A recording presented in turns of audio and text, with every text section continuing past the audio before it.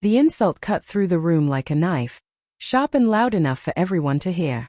"You're too poor to be wearing this," my stepmother hissed, her eyes raking over me with pure disgust.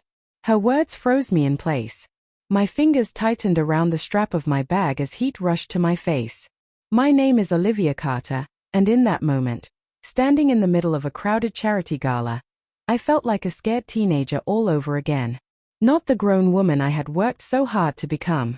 I hadn't even wanted to be there.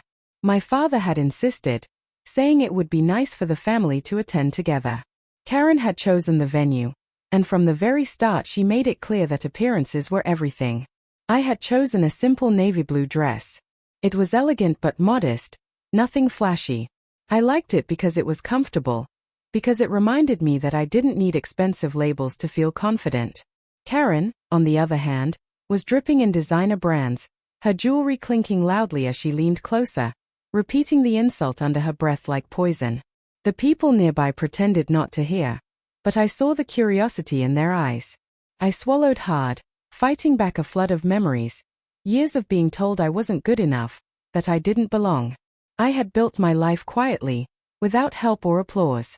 I worked hard. I paid my own bills. I stayed out of the spotlight. But under Karen's venomous stare, I felt small again, just as she intended. Before I could find my voice, a calm, steady one spoke from behind us. "That's an interesting thing to say." The man was older, his posture straight, his presence commanding respect without being loud. His suit was simple, but the way he carried himself made people instinctively turn toward him. He looked at Karen. "Do you always judge someone's worth by what they're wearing?" Karen scoffed, forcing a brittle smile. "I'm just being honest," she replied sweetly. "Some people don't know their place." The man's eyes softened briefly as he looked at me, then hardened as he turned back to her. "I spent 28 years in the military," he said evenly. "I've seen people with nothing but the clothes on their backs show more courage and dignity than those dripping in gold." The room fell silent. The background chatter faded. Karen opened her mouth, but for once, no words came out. "This young woman," he continued, "is wearing a dress made by a local charity program that helps veterans' families learn tailoring skills.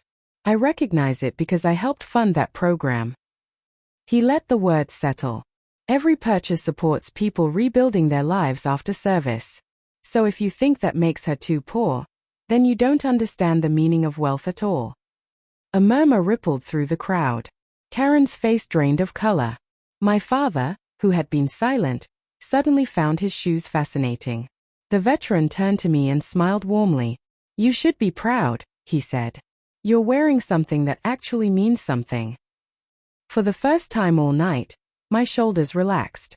The shame Karen had tried to wrap around me slipped away, replaced by a quiet, solid strength. I thanked him, my voice trembling, but sincere. Karen avoided me for the rest of the evening, her confidence completely shattered. People who had ignored me earlier now nodded politely. Some even struck up conversations. But the real victory wasn't their attention.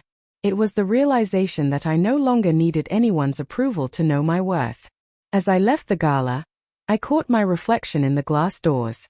Olivia Carter stared back, standing a little taller than before. I wasn't too poor to wear anything. I was rich in something far more valuable, self-respect.